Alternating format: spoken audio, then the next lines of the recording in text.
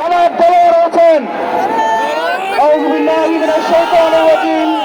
বিসমিল্লাহির রহমানির রহিম। বাংলাদেশ জামায়াত ইসলামী ঢাকা মহানগরী দক্ষিণ কর্তৃক আয়োজিত আসন্ন মাহে রমজানকে সামনে রেখে দ্রব্যমূল্যের ঊর্ধ্বগতির প্রতিবাদ এবং পবিত্র রমজানের সম্মান রক্ষার্থে আজকের এই বিক্ষোভ মিছিল পূর্ব সমাবেশের সংগ্রামী সভাপতি বাংলাদেশ জামায়াত ইসলামী ঢাকা মহানগরী দক্ষিণের সম্মানিত আমির জনাব নুরুল ইসলাম বুলবুল, সম্মানিত নেতৃবৃন্দ, সম্মানিত তৌহিদি জনতা, আসসালামু আলাইকুম ওয়া রাহমাতুল্লাহ।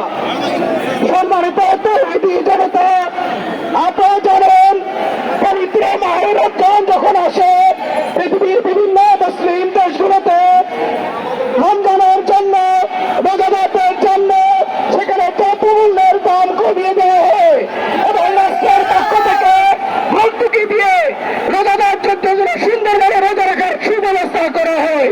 কিন্তু আমরা বাংলাদেশে লক্ষ্য করেছি যখন রমজান আসে, যখন রোজা আসে, তখন বাংলাদেশের দ্রব্যমূল্যের ঊর্ধ্বগতি বাড়িয়ে দেওয়া হয়।